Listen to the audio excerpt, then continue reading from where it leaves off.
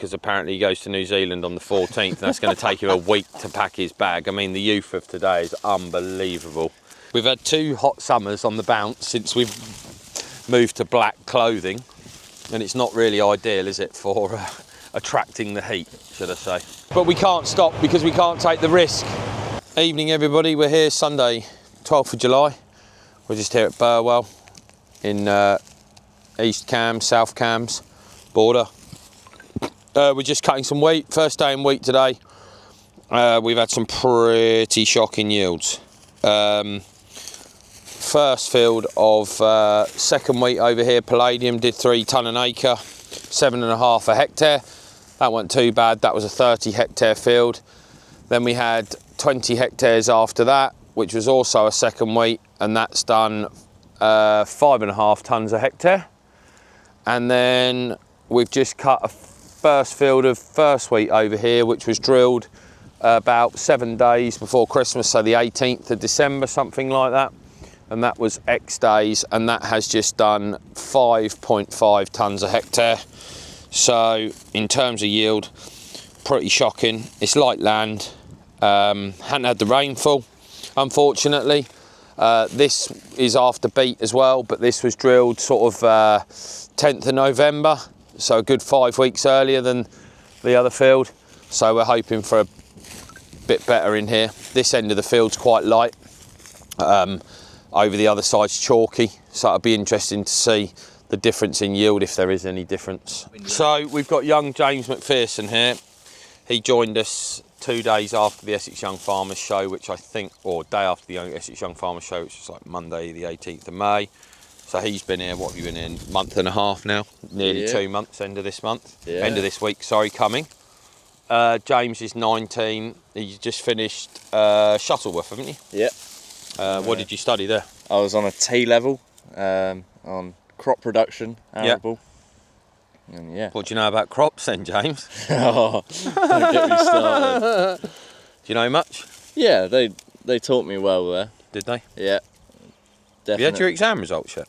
Not yet. When did you get them? August. Oh, look out. Yeah. Big day. What day is that then? You must remind me. It's the same day as... You'll either be getting abused for poor grades or abused for good grades. No, it's the same day as A levels come out. Oh, okay. It's a Thursday, I think. Oh, fair play. Oh, not too bad then. So yeah. James is just with us for the summer. He's just announced to me that he wants to go on the 7th of September because apparently he goes to New Zealand on the 14th, and that's going to take him a week to pack his bag. I mean, the youth of today is unbelievable. Probably got to see your girlfriend or something as well, have you? No, I've got to spend a bit of time with her. None of that. Huh? None of that. Are you sure? Yeah. So yeah, James is going to New Zealand then for the winter, and you're going out to do the grass harvest out there, aren't you? Foraging, tedding, baling, wrapping, all of that crap. You doing the maize harvest as well? Yeah, I'm doing the maize harvest as well. And then hopefully you'll come back next May. Yeah, I would love to. And then come and do another summer. So James has also had to go on one of the combines today, didn't you? Dad's let you pilot that for a bit, hasn't he? Yeah. So hopefully we'll get you trained up a bit on that and get you used to the machine this summer. It'd be lovely. Yeah. So no, be all right, won't it? Yeah. It's a lovely evening. Just a shame the yields aren't better. Repping the merch. Yeah, always. Always repping the merch. We need to rethink this because we've had 2 hot summers on the bounce since we've moved to black clothing, and it's not really ideal, is it, for attracting the heat, should I say. So we do need to rethink that, I think. Yeah. Whether we go to like a bluey, dark blue colour or something. I don't know, what do you reckon? I reckon Bluebird Media Matt's got it all sorted. Do you? I reckon he's got ideas already. Look. Yeah. So it's pretty shocking really that we'll be done harvesting probably the next 2 weeks, if that. If we get on well and keep flying on, we'll be done in sort of 10-12 days, which is yeah, pretty mental, isn't it? Yeah, we're certainly flying through it. So we'll be going on holiday in August. To be fair, you might be able to finish before the 7th of September the way we're carrying on. But yeah, it's getting pretty desperate out there now. A couple of local farmers have announced to me in the last few days that there's an irrigation ban now in East Anglia for most parts as of tomorrow, Monday, which is the 13th of July. I think they're stopping all extractions out of any dikes and rivers, and the only way you're allowed to irrigate potatoes or any veg now is out of a reservoir. That's if you've got any water left. So yeah, this drought really is taking its toll now. There's maize crops around and about that are shrivelling up. The leaves are really shrivelling up and curling up, really holding on to try and not lose moisture through the plant. But we could desperately do with the rain, but not while we're harvesting, so beggars can't be choosers. I think I'd take the rain at the moment, to be fair. But we are seriously in a serious deficit of rainfall, and it is not good. And there's going to be massive question marks for lots of farmers going forward into next year. I can tell you that now, because we're not the only ones that are having yields like this in our area. It's a widespread area where people are getting the same or less. We weren't expecting this to do very well because this is late drilled wheat and we just haven't had the rainfall this spring. But it's going to be interesting when we get on the heavy land, hopefully on Tuesday, to see what they're doing, because they do look a lot more promising. But time will tell, and we're not going to know until we get the combine in them. But sugar beet's remarkably holding on well. It could be another year for high sugar content because it's had the sunlight and the heat. So time will tell. We haven't done any cultivating yet, just purely because harvest caught us out and we've just been hands on deck with that. So we're going to start cultivating this week, and we'll get some footage of the balers as well. Yeah. Morning, Monday the 13th. I know we did a bit of filming yesterday, but we're back in some wheat after sugar beet, drilled on the, I think it was the 10th or 12th of November. This was Toronto behind the beet harvester. We drilled it with the Vardastat and we even rolled it because it was that dry. Plenty of straw, but not much grain. So this field we're going to probably be lucky to do 7 tonne a hectare. As I said yesterday, the first 2 fields that we drilled after beet, well, they were the last to be drilled after beet. They were drilled in December. They did 5.5 tonne a hectare, so very disappointing. But as you can see, plenty of straw. So, and I am seeing around the countryside that there looks like, I know it's variable in places, but there looks like generally there's quite a bit of straw. And I haven't seen anything chopped yet either. So it'll be interesting to see whether the straw market crashes, because everything seems to be getting baled this year.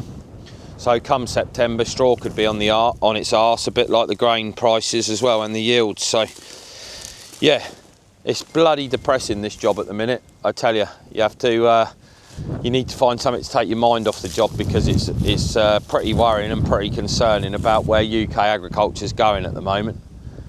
There'll be a lot of people out there questioning what they're going to do going forward. My phone's ringing a lot with people looking to grow whole crop triticale or maize for AD, because it's more of a fixed price and a guaranteed income, as opposed to sticking wheat in the ground, or even oilseed rape, where you're not guaranteed to get a crop if you get flea beetle damage, pigeons or anything like that. But the only thing that is a plus at the minute is both combines are running smoothly. As you can see, they're both nearly full as they come up the field here. We're just waiting on lorries. We just had one lorry, he's had to go away. He's got a problem with his hydraulic oil pump for tipping the trailer, so he's just gone to swap for another lorry back at the yard. And then so we'll be stopped for a minute. It'll be the first time today we've stopped. It's currently about midday, I think, at the moment, past midday. So, and they've nearly cleared out 90 acres between them. This is a 110 acre field. I think there's about 20 acres left there, so they've cleared about 90 acres out so far today. We got a demo coming tomorrow of a 10T Ideal, but we got the Ideal Drive coming, so that's the one with no steering wheel. So it'll be interesting to try that, and Class are looking at bringing us out an 8900 as well. But at the current rate of what we're clearing a day, we'll probably be done harvest next Wednesday. So we've got about 8 or 9 days left of harvest, and we'll be done, and they'll be put back in the shed for another year. So Chrissy's getting on well with the 9T. That's his first season with us and on the 9T. So yeah, and young James, as you saw yesterday, I had a little bit of a chat with him on camera. He's been on the Class this morning. My dad had his breakfast, just trying to get some of the younger boys trained up a little bit, so if we do need them to jump in the hot seat, we're away. But no, the prices really do need to go up. I know everybody knows that, and I'm only just reiterating it here for you guys to watch, but we could really do with wheat being £250 a tonne plus the premium with the current yields. I mean, on this farm we're going to be lucky to have done 6.5 tonne a hectare. It is light land.